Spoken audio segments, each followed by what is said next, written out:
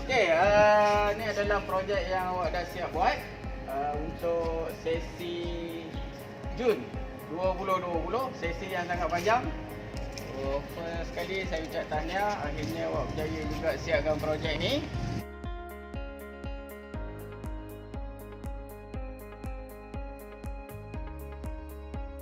Baik, seperti awak sedia maklum, dalam plan yang saya beri, kat sini ada 3 jenis ikatan. Ini ikatan jenis apa? Stretcher. Ini ikatan stretcher. Okay, ini ikatan apa? Flemish. Ikatan Flemish. Yang ni ikatan apa? English. Ikatan English. Okey, kita nak tengok ikatan stretcher terlebih dahulu. Apa beza susunan ikatan stretcher dengan ikatan-ikatan yang lain? Okey, ikatan stretcher dia menampakkan bahagian sisi bata. Semua tembok dia menampakkan bahagian sisi bata, bahagian stretcher. Ada tak nampak bahagian lain? Tak ada So semua adalah bahagian sisi bata. So apa jenis keratan yang digunakan dalam ikatan stretcher?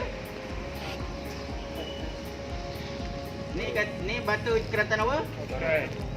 Okey, bata keratan separuh, half cut separuh. Kalau ni sebiji bata, ni separuh. Okay. So kita gunakan secara berselang-seli. Kenapa kita kena gunakan bata keratan separuh? Kenapa tak pakai bata penuh aja semua? Okey. Jawapan dia adalah supaya setiap sambungan ni dia akan ada lekapan. Okay, lekapan tu adalah jarak di antara sambungan ni atas ni dengan sambungan yang bawah. Kalau sini sambungan atas ni dengan sambungan yang bawah. Ni adalah lekap. Ni adalah jarak lekap. Okey. Dalam ikatan bata, prinsip dia, salah satu prinsip dalam ikatan bata adalah lekapan. Kenapa kena ada lekapan? Okey. Lekapan ini berfungsi untuk mengagihkan beban. Sebagai contoh, okey, saya letakkan satu measuring tape letak di atas bata. Sekarang beban measuring tape ni jatuh atas bata ini saja. Jadi dengan ada lekapan, so dia akan turun bagi kepada orang yang kedua dan orang yang ketiga, bata kedua dan bata ketiga. Kemudian turun lagi serah pada bata keempat, 5 dan 6. Jadi beban tu akan diagih seketika. Kalau tak ada bata kerat setengah, ada tak lekapan? Dia tak ada lekap. Jadi dia akan terjadi sambungan terus tegak. Sambungan, bawah ni ada sambungan, betul? Ni ada sambungan, ni akan tarik ke sini kan? So dia akan ada sambungan, Jadi sambungan tu akan jadi terus tegak. Kukuh tak? Kalau kita letak beban, okay, loading tu cuma jatuh atas satu bahagian sahaja. Lama-lama dia boleh tumbang, dia tak kuat. Sebab tu kena ada lekapan. Okey. So ini adalah tembok ikatan stretcher. Berapa tebal dia? Berapa tebal tembok? Separuh bata, setengah bata. So tembok ikatan stretcher yang tebalnya setengah bata digunakan untuk membahagikan dua kawasan dalam satu bahagian.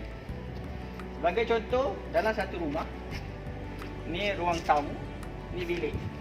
So kita akan pakai ikatan stretcher. Jadi dia sikit, dia kecil, dia nipis. Jadi dia duduk dalam satu rumah sahaja. Okay. So ni ikatan apa? Saya ulang balik. Ikatan stretcher. Alright, good. Okay, kita pergi ikatan yang kedua. Ni ikatan apa? Okay, ikatan Flemish. Alright. Apa beza ikatan Flemish dengan ikatan stretcher?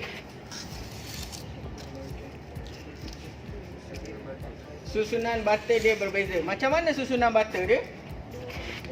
Okey. Dia nampak ada bahagian sisi, ada bahagian kepala, header kan? Stretcher, header, stretcher, header, stretcher.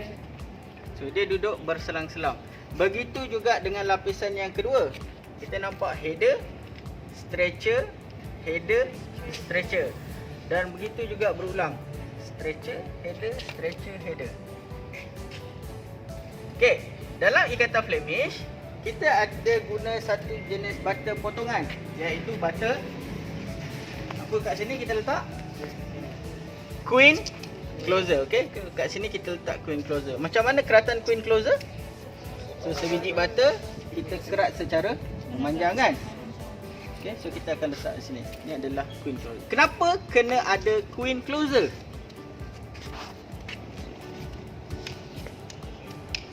Yes, untuk dapatkan lekapan. So dengan ada queen closer, okey, butter yang kedua ni akan tertolak ke kanan sikit. Okey, jadi dia akan ada lekapan.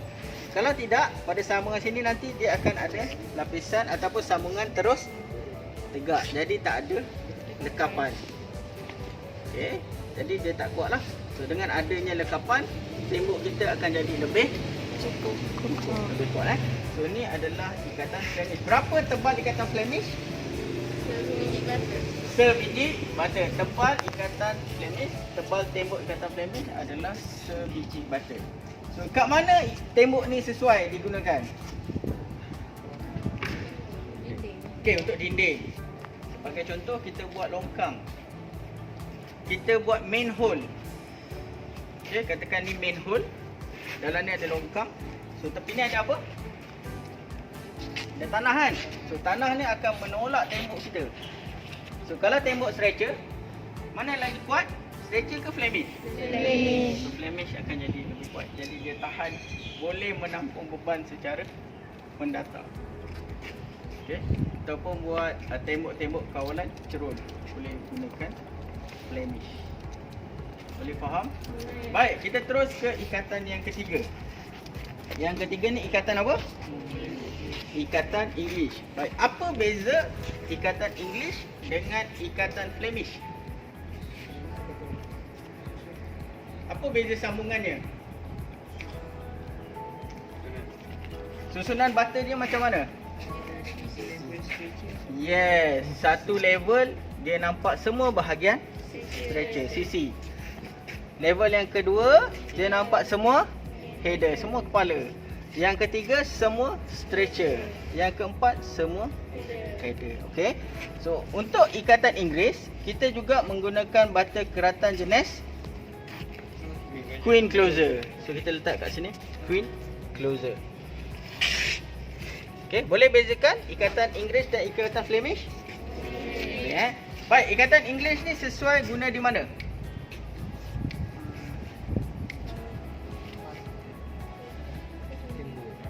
Kat tembok mana? Okey, so ikatan English, saiz dia, tebal dia satu butter, sama dengan ikatan Flemish, sama. Okey, so ikatan English juga sesuai untuk buat longkang, untuk tembok-tembok menahan bahagian sisi. Okey, dan satu lagi, tembok-tembok yang tebalnya satu butter ini sesuai ataupun kita kena bina untuk mengasingkan dua unit rumah. Sebagai contoh, sini ada satu rumah, sana satu rumah, rumah orang lain. So tengah-tengah ni kita kena pakai tembok yang tebal satu butter. Kenapa kena pakai tembok yang lebih tebal? Yes, yang pertama, bunyi. Jadi apa berlaku dekat rumah kita, gurau dengan anak, gaduh dengan bini ke, kan, karaoke ke, jadi orang sebelah tak dengar, kurang dengar.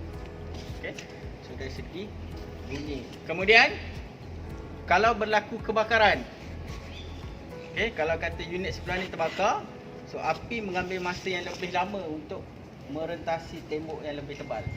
So nak dia ambil masa. Sempatlah kita nak ambil tindakan kecemasan. Okey, itu antara sebabnya. So, saya ulang, kalau tembok yang tebalnya satu butter digunakan untuk mengasingkan dua unit rumah, contohnya. Kalau tembok stretcher mengasingkan dua unit bilik, dua unit ruang dalam satu kawasan. Okey, boleh faham? Boleh. Ada apa-apa nak tanya? Boleh? Apa nak tanya?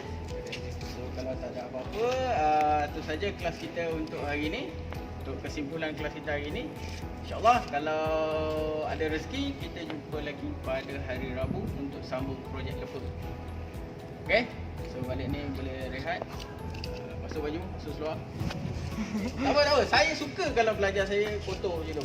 Tu maksudnya dia perform, dia buat kerja betul-betul. Jaranglah balik bengkel butter bersih-bersih. Okey, So, itu saja. Right, baik. Terima kasih. Cik. Terima kasih.